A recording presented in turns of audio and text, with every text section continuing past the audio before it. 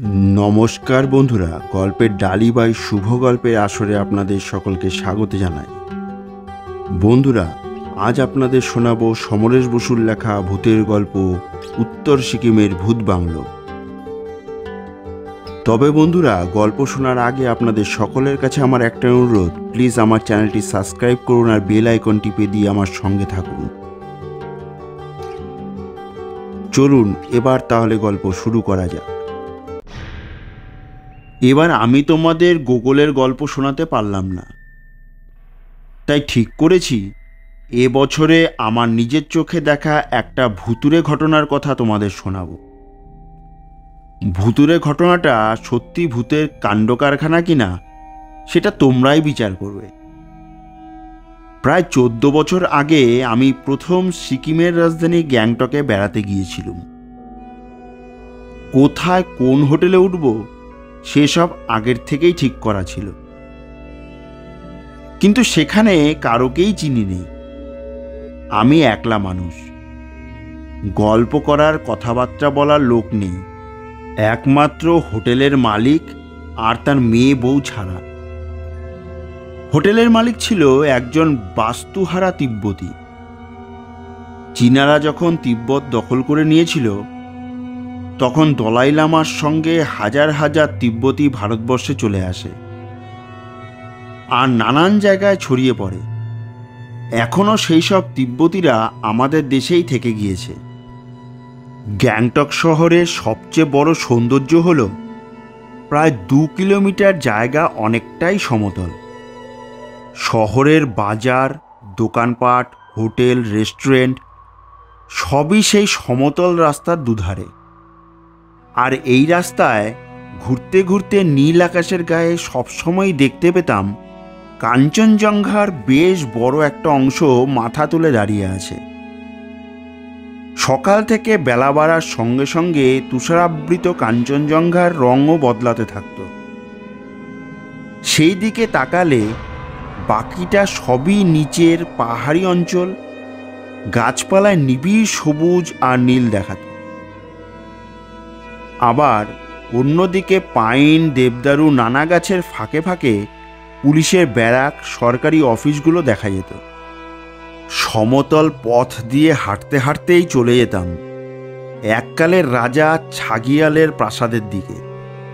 সেখানে একটি বৌদ্ধ মন্দিরে দেখতাম তিব্বতী লামা ও ভক্তরা গম্ভীর স্বরে মন্ত্রোচ্চারণ করছে, আর একটি অনির্বাণ প্রদীপ সবসময়ই জ্বলছে। অনির্বাণ প্রদীপ মানে হলো যে প্রদীপ একবার জ্বালালে আর কখনো নিভবে না। তিব্বতী বৌদ্ধদের কাছে এই অনির্বাণ প্রদীপ খুবই পুণ্যের জিনিস। 2 দিন বাদেই এক বাঙালি ভদ্রলোক এসে আমার সঙ্গে আলাপ করলেন। তিনি একটি সংবাদ প্রতিষ্ঠানের সংবাদদাতা। জিজ্ঞেস করলুম, কি করে জানলেন আমি এখানে এসেছি? সাংবাদিক ভদ্রলোক হেসে বললেন, আমাদের কাছে কোনো সংবাদই চাপা থাকে না। কলকাতার এক খবরের কাগজের সাংবাদিক বন্ধু আমাকে টেলিফোনে জানিয়েছেন আপনি গ্যাংটক বেড়াতে এসেছেন। খবর পেয়েই হোটেলগুলোতে খোঁজ নিয়ে জানলুম আপনি এই হোটেলে উঠেছেন, তাই আপনার সঙ্গে আলাপ করতে এলুম। আমিও ভদ্রলোককে পেয়ে খুশি হলুম।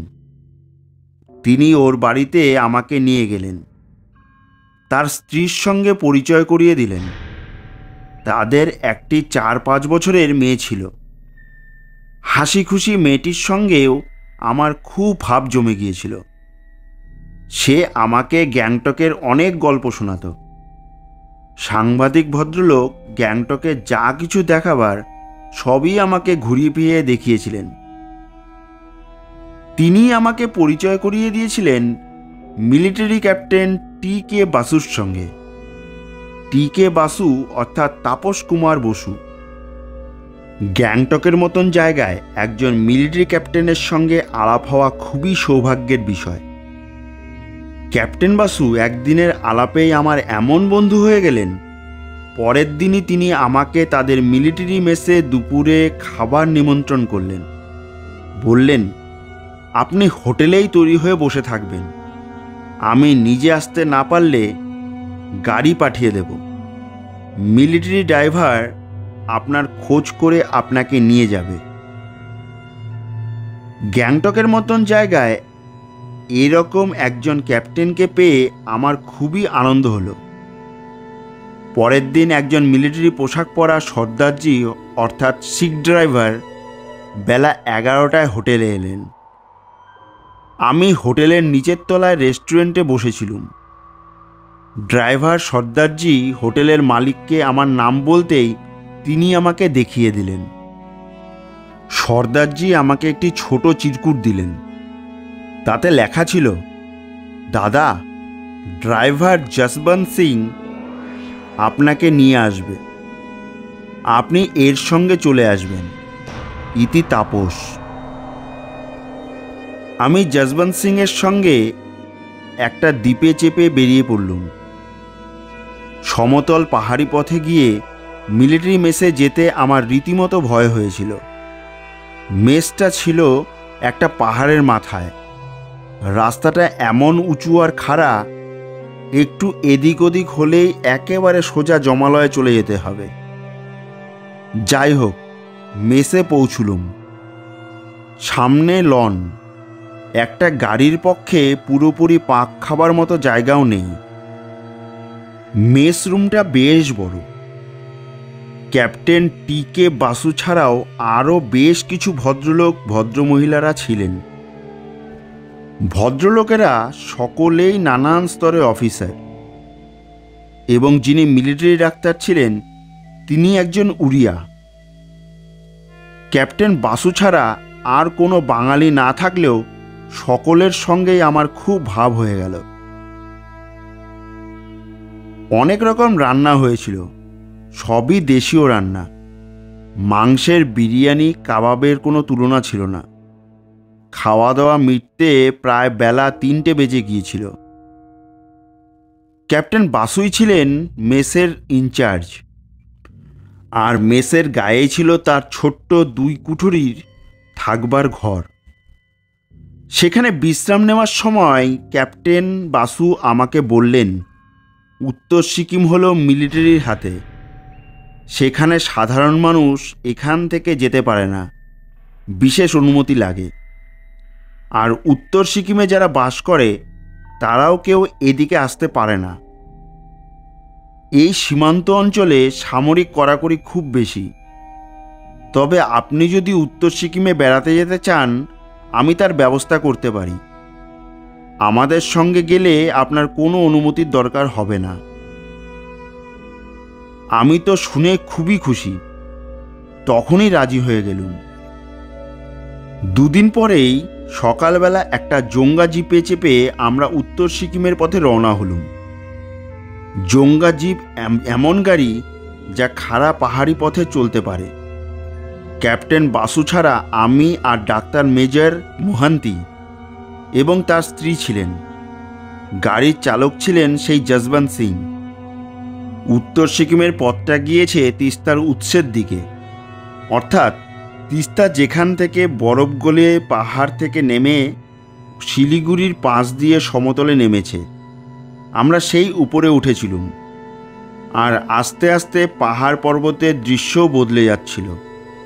খুব সংকীর্ণ রাস্তা দিয়ে খাড়া পাহাড়ের গা ঘেঁষে আমাদের জিপ চলছিল। আর তিস্তাকে একটা সরু নীল ফিতের মতো অনেক নিচে দেখা যাচ্ছিল। গাছপালা কমতে কমতে আমরা পৌঁছে গিয়েছিলাম বরফের রাজত্বে। চারিদিকের পাহাড়ই অধিকাংশ বরফে ঢাকা। রাত্রে আমরা যেখানে থাকব সেখানে রান্নার ব্যবস্থা হবে, কিন্তু দুপুরের খাবার সঙ্গে নেওয়া হয়েছিল। ঠিক হয়েছিল একটা বাংলোয় আমরা দুপুরের খাবার খাবো, সেখানেই একটু বিশ্রাম করব। বাংলোটা মিলিটারির অধীনেই ছিল, কিন্তু ডাক্তার মেজর মোহান্তির স্ত্রী মিসেস মোহান্তি ভয় পেয়ে বললেন, আমি শুনেছি ওটা ভূত বাংলো, আমি ওখানে ঢুকবো না। মিসেস মোহান্তির কথা শুনে সবাই হেসে উঠলেন। ক্যাপ্টেন বাসু বললেন, দিনের বেলা সেখানে আপনার ভয় পাওয়ার কোনো কারণ নেই। তাছাড়া বাংলোটা মিলিটারির পাহারা দেয়। বাইরের ঘরে অফিসারেরা মাঝে মাঝে অফিসের কাজ নিয়েও বসেন। দুটি খুব ভালো শোবার ঘর আর বাথরুম আছে। আমরা আছি, আপনার কোনো ভয় নেই। প্রায় বেলা 1টার সময় আমরা সেই বাংলোর সামনে এসে দাঁড়ালাম। চারদিকেই বরফে আবৃত পাহাড়। উত্তরে আকাশের গায়ে তুষার ঢাকা পর্বত ছাড়া কিছু নেই। কোথাও কোনো শব্দ নেই, এমনকি একটা পাখির ডাকও শোনা যায় না। বাংলোর গেটেই দেখা গেল বন্দুক হাতে একজন সিকিমি সৈনিক পাহারা দিচ্ছে। আমাদের আসার সংবাদ নাকি আগেই দেওয়া হয়েছিল। সিকিমি সৈনিক মিলিটারি কায়দায় সালাম ঠুকে বাংলোর দরজার তালা খুলে দিল। আমরা ভেতরে ঢুকলুম। বাংলোর বাইরের ঘরটা বেশ বড়। সোফা সেট ছাড়াও রয়েছে মস্ত বড় একটা টেবিল, অনেকগুলো চেয়ার, টেবিলের উপর রাখা জল ভরা কাচের জাগ, অনেক প্লেট থাকে থাকে সাজানো, আর ডজনখানেক জলের গেলাস। আমি বাংলোর ভেতরের অন্যান্য ঘরগুলো দেখে এলুম। সত্যি বেশ সুন্দর সাজানো ঘর। খাটের বিছানা পরিষ্কার পরিচ্ছন্ন। ডাক্তার মোহান্তি নিজেই মিসেস মোহান্তিকে নিয়ে একটি শোবার ঘরে ঢুকলেন। ক্যাপ্টেন বাসু ড্রাইভারের সাহায্যে গাড়ি থেকে খাবার নামিয়ে টেবিলের উপর সাজালেন। ডাক্তার মোহান্তি বাইরের ঘরে এসে বললেন, আমার স্ত্রীর ভয় কেটে গেছে, উনি বাথরুমে গেছেন, এখন বেশ খুশি।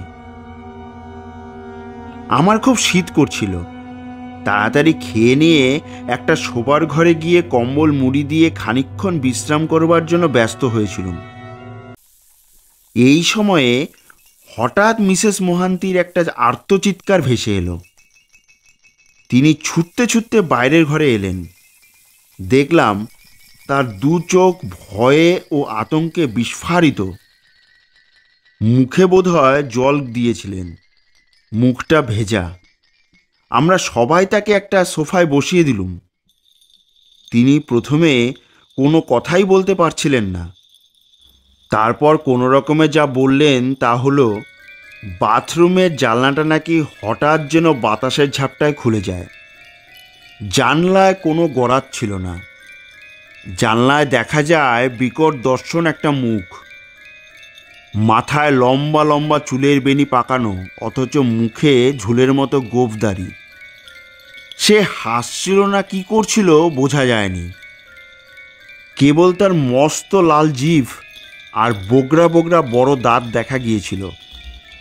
সে অদ্ভুত শব্দ করে মিসেস মোহান্তির দিকে হাত বাড়িয়ে দেয়। তখনই তিনি কোনো ক্রমে দরজার ছিটকানি খুলে বেরিয়ে আসেন। সব শুনে ক্যাপ্টেন বাসু তৎক্ষণাৎ সিকিমি সৈনিকটিকে নিয়ে বাইরে ছুটে গেলেন। ডাক্তার মিসেস মোহান্তির পাশে বসে তাকে সান্ত্বনা দেওয়ার চেষ্টা করছিলেন। আমি মনে মনে অবাক হচ্ছিলাম। আশেপাশে কোনো মানুষের বসতি নেই। ওরকম অদ্ভুত মূর্তি এই বরফে ঢাকা পাহাড়ে কোথা থেকে এলো? মিসেস মোহান্তি আবার বললেন। ক্যাপ্টেন বাসু আমার সব কথা না শুনেই চলে গেলেন। সেই মূর্তি দেখে আমি যখন ছিটকিনিটা খোলবার চেষ্টা করছি, তখন হঠাৎ মূর্তিটার চেহারা বদলে গেল। দেখলাম একটা মাথায় এলোমেলো চুল পাহাড়ি মেয়ে খিলখিল করে হাসছে। তার গলায় অনেক রঙের পাথরের মালা। সে তার এমন লম্বা হাত আমার দিকে বাড়িয়ে দিয়েছিল, ছিটকানি না খুলতে পারলে সে আমাকে নির্ঘাত ধরে ফেলত। তোমরা কি সেই বিকট হাসি শুনতে পাওনি? ডাক্তার মোহান্তি মাথা নেড়ে বললেন, আমি কিছুই শুনতে পাইনি। মিসেস মোহান্তি আমার দিকে তাকিয়ে জিজ্ঞেস করলেন। বললুম, না, আমিও কিছু শুনতে পাইনি। প্রায় 15 মিনিট পরে ক্যাপ্টেন বাসু ফিরে এসে জানালেন, কোথাও কিছু দেখতে পাননি। কাছে পিছের মধ্যে বাংলোর পিছনে পাহাড়ের ওপরে একটি বৌদ্ধ মন্দির রয়েছে। সেখানে একটি আলাদা কাঠের বাড়িতে একটি তিব্বতী পরিবার রয়েছে। সেখানে ওরকম কোনো মানুষের মূর্তি দেখা যায়নি। তাছাড়া ক্যাপ্টেন বাসু সিকিমি সৈনিকটিকে নিয়ে এত তাড়াতাড়ি গিয়েছিলেন, কেউ পালাতে গেলে তিনি নিশ্চয়ই দেখতে পেতেন। তাছাড়া সিকিমি সৈনিকটি বলল, পিছনের পাহাড়ে তিব্বতী পরিবারটি খুবই ভালো। তারা এই পাহাড়ে খুব কষ্ট করে কিছু ফসল করে আর তাই খেয়ে বুদ্ধের সেবা করে বেঁচে আছে। যাই হোক, খাবার ঠান্ডা হয়ে যাচ্ছিল, খিদেও পেয়েছিল সকলেরই। বাইরের ঘরের বড় টেবিল ঘিরে আমরা সবাই খেতে বসে গেলুম। বন্ধ কাচের জানালা দিয়ে বাইরে ওপারের পাহাড়ের বরফের উপর রোদের ঝিকমিকি দেখা যাচ্ছিল। পরোটা, আলুর দম, শুকনো করে রান্না মাংস আর মিষ্টি ছিল দুপুরের খাবার, আর বড় ফ্লাক্সে ছিল গরম কফি। ক্যাপ্টেন বাসুকে বলে আমি ভেতরের একটা শোবার ঘরে গেলুম। জোঙ্গা জিপে অনেকটা পথ এসে আর পেট ভরে খেয়ে আমার জন্য শীতটা আরও বেশি লাগলো। কম্বল জড়িয়ে শুয়ে পড়লুম। ঘুমের দরকার ছিল না, ঘুম আসছিলও না। আমি একটু আরাম করতেই চাইছিলুম। শুয়ে শুয়ে মিসেস মহান্তির দেখা ঘটনার কথা ভাবছিলুম। ভাবতে ভাবতেই আমার জন্য একটু তন্দ্রার ঘোর এসে গিয়েছিল। শুনতে পেলুম ঘরের মধ্যে যেন কেউ পায়চারি করছে। তারই তালে তালে ঠুং ঠুং শব্দ হচ্ছে, আর আমার নাকে আসছে একটা মিষ্টি সুগন্ধ। আমার তন্দ্রা কেটে গেল। চোখ মেলে তাকালুম, দেখলুম একটি অদ্ভুত দেখতে মেয়ে বাথরুমে ঢুকে গেল, কিন্তু বাথরুমের দরজাটা খোলাই রইল। দরজাটা কি খোলাই ছিল? মনে করতে পারলুম না। হয়তো স্বপ্নই দেখছিলুম তন্দ্রার ঘোরে। কোনো রকমে কম্বলের ঢাকা খুলে খাট থেকে নেমে বাথরুমের দরজাটা টেনে বন্ধ করে দিলুম, দিয়েই আবার গিয়ে শুয়ে পড়লুম। এরপরেও আমাদের অনেকটা পথ যেতে রাত্রি হয়ে যাবে। এসব পাহাড়ি পথে রাত্রে চলাটা নিরাপদ নয়। কোথায় যে রাস্তার ধস নেমে আছে কেউ বলতে পারে না। আর আমরা এমন একটা সীমান্ত অঞ্চল দিয়ে চলেছি, যে কোনো সময়েই বিদেশি সৈনিকের গুলি ছুটে আসতে পারে। আবার বোধ হয় আমার একটু তন্দ্রা এসেছিল। শুনতে পেলুম ঘরের মেঝে কেউ হেঁটে বেড়াচ্ছে। আমি চোখ মেলে তাকিয়ে অবাক হয়ে দেখলুম গলা থেকে হাঁটু অবধি লাল পোশাক পরা একটি লোক ঘরের একটা জানালার কাছ থেকে দরজা অবধি হেঁটে বেড়াচ্ছে। পায়ে মোজা আর জুতো, মাথায় টুপি পরা থাকলেও লম্বা চুল বেরিয়ে পড়েছে, আর তার ফর্সা মুখে গোঁফদাড়িও রয়েছে। আশ্চর্য, এ কোথা থেকে এলো? আমি উঠে বসে জিজ্ঞেস করলুম, কে আপনি? এই ঘরে এলেন কেমন করে? লোকটি আমার দিকে একবার তাকালো, তারপর বাথরুমের দরজা খুলে ভিতরে চলে গেল। দরজাটা বন্ধ করে দিল। আশ্চর্য, সত্যিই ভূত বাংলো নাকি? আমি বিছানা ছেড়ে উঠে পড়লুম, পায়ে জুতো গলিয়ে বাথরুমের দরজাটা খুললুম। কেউ কোথাও নেই, কেবল বড় জানলার কাচের পাল্লা দুটো খোলা। জানলার বাইরে জংলি ঝোপঝাড়। আমি এগিয়ে গিয়ে জানলায় উকি দিতে গেলুম। তৎক্ষণাৎ দরজাটা শব্দ করে বন্ধ হয়ে গেল। আমি লাফ দিয়ে দরজার কাছে গিয়ে পাল্লা ধরে টানলুম, কিন্তু দরজাটা বাইরে থেকে কেউ বন্ধ করে দিয়েছে। আমি চিৎকার করে ডাকলুম, ক্যাপ্টেন বাসু, দরজাটা খুলে দিন। তখনই জানলার কাছে খিলখিল হাসি শুনতে পেলুম। ফিরে তাকিয়ে দেখি চুল এলো করা একটা পাহাড়ি মেয়ে জানালার বাইরে দাঁড়িয়ে হাসছে। মুখটা তার মোটেই খারাপ নয়, গলা থেকে তার বুক অবধি নানা রঙের পাথরের মালায় ঢাকা। তাকে আমার পাগলি ছাড়া কিছুই মনে হলো না। আমি তার দিকে তেড়ে গেলুম। সে ভয় না পেয়ে তার একটা হাত ভিতরে বাড়িয়ে দিল। আমি সেই হাতটা ধরতে গেলুম, অমনি সে হাতটা সরিয়ে নিল।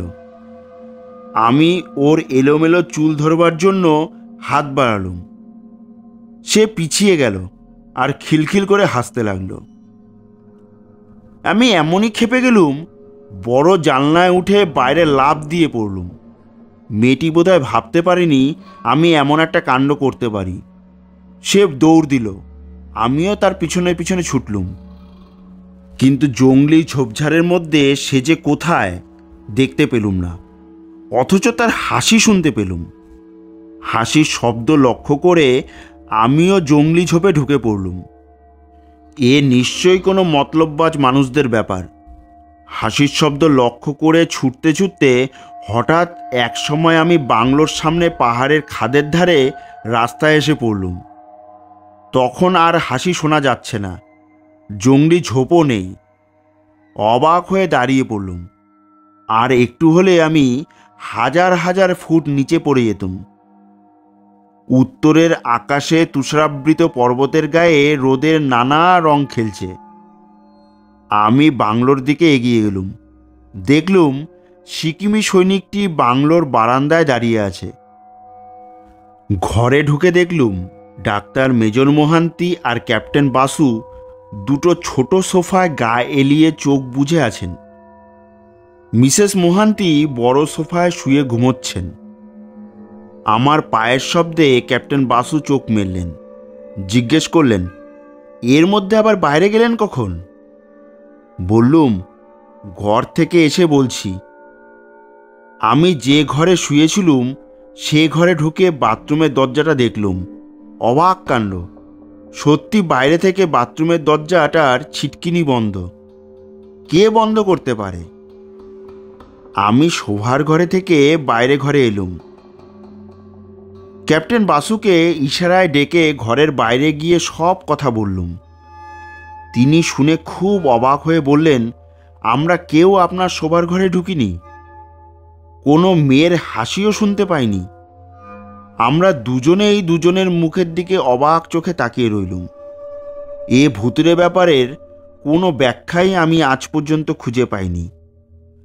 আমার ধারণা ওখানে এমন কিছু লোক হয়তো আছে যারা চায় না বাংলো এসে কেউ থাকুক। ওখান থেকে চলে আসবার সময় সিকিমি সৈনিকটিকে জিজ্ঞেস করেছিলুম সে কখনো কিছু দেখেছে কি না। সে পরিষ্কার বলল, না, সেরকম কিছু দেখলেই আমি গুলি চালিয়ে দিতুম।